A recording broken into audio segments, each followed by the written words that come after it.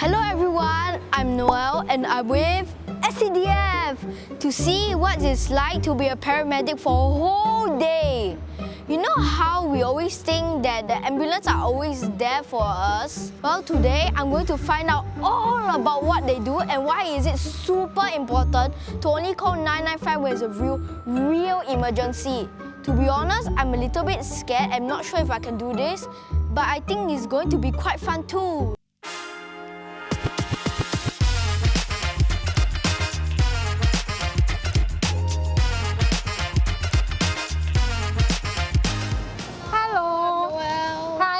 Sharon. I've been a paramedic for 5 years, so I'm here to show you what it's like to be a paramedic. What is a normal day for you as a paramedic?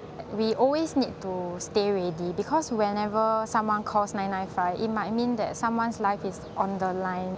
Okay, that's pretty scary. I think that's not an easy job at all. So what are some challenges you face in your day? Mostly how we manage our resources. So while we have a good number of ambulances and a very dedicated team, there's actually a very high demand for our ambulances. So we try to prioritize our ambulances to attend to the more critical emergencies first.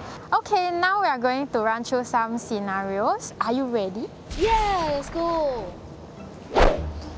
Okay, Noel, now we are going to assess the patient. So usually before you assess a patient, you need to check for danger around you. Yeah, I see ants. Huh? Okay, never mind, can ignore the ants. And then moving on, we will do primary survey. So primary survey, we remember it using A, B, C. What does that mean? A, airway. So we do this step by step, okay? So you check for the airway first. Yeah. Oh, okay. Are you awake? Hello, are you awake? Okay, be a bit more gentle with the patient. So you just want to tap him and then you ask him, is he okay? Can he hear you? If he doesn't respond or you see there's something in the mouth, that means the airway is blocked. Nothing, okay? Okay, so next one, B, breathing. Breathing, you look at the patient, is his chest going up and down? But you don't press here lah. If not, he cannot breathe. Yeah, so you just look at the chest. No breathing. Okay. And then the next thing we will do is to check for circulation. C. Circulation, you can either check here for pulse or the neck. This part. Here. Okay. Okay, Noel. So now we are going to try to identify a cardiac arrest. Usually, cardiac arrest patient, they have no pulse, no breathing. To check here. And then you also look at the chest. If there's no rise and fall, you start CPR. Do you know what is CPR? Color potato red. Good try. It's actually cardiopulmonary resuscitation. Okay, so when you do that, you expose the chest. Then you put your hand, both hands. Yes, then you count 1 and 2 and 3 and 4 and 5. Okay. 1 and 2 and 3 and... Okay, we count together. 1 and 2 and 3 and 4 and 5. 1 and 2 and 3 and 4 and 10. 1 and 2 and 3 and 4 and 15. 1 and 2 and 3 and 4 and 20. 1 and 2 and 3 and 4 and 25. 1 and 2 and 3 and 4 and 30. That was one cycle of CPR. We usually do about 6 to 8 cycles. 6 to 8? That's a lot. So after that, we will try to get a AED and then we will put it on him. Oh, what's AED? It's an automated external defibrillator. Okay, so this is the defibrillator that we use. You just open this. Yeah, then you take the pads out. You try. Yes, open bigger. Take everything out. Usually I will pull this out. Okay, you flip this. You see? What do you think it looks like? How do you use it? Okay, you take this, you peel. Okay. Then you paste it here. You see the picture?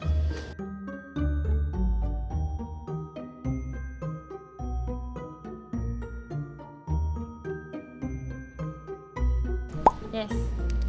Alright, then the other one? This? Same thing.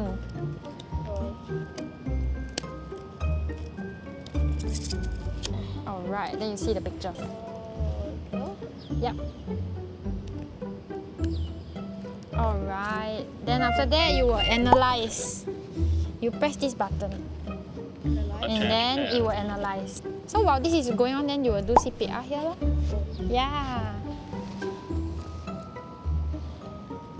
Okay, so usually this AED, we will analyze the patient's rhythm, and also if needed, we will give a shock Okay. to try and bring the patient back. But how does the shock bring the patient back? Because it will like shock the heart, and then the heart will like restart. Okay. Yeah. Okay, Noel, this is our ECG leads. So when you paste this on the patient's chest, you can see their heart rhythm. Okay. But what does the LL, RL, LA, what does they mean? This one is left leg, right leg, left arm, right arm. Okay.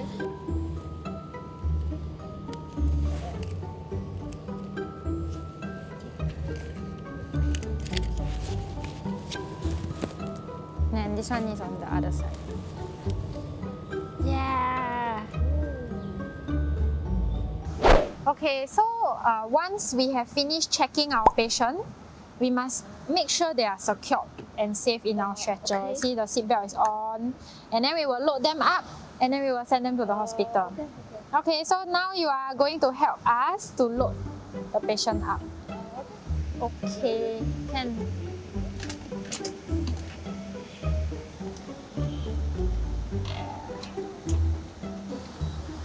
Okay. Quite easy.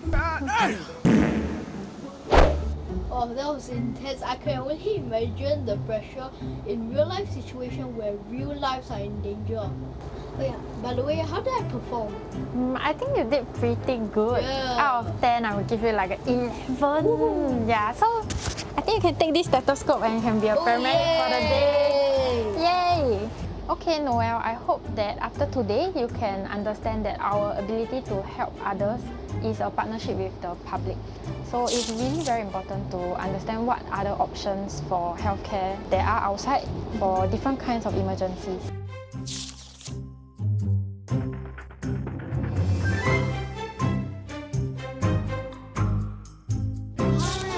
The ambulance that responds to a minor cut is the ambulance that cannot respond to a cardiac arrest. Yes, knowing your options well would help to keep the ambulance free for those who need them the most. So Noel, I hope that after today you have learned a lot from us, and maybe next time I'll see you on the ground as a paramedic.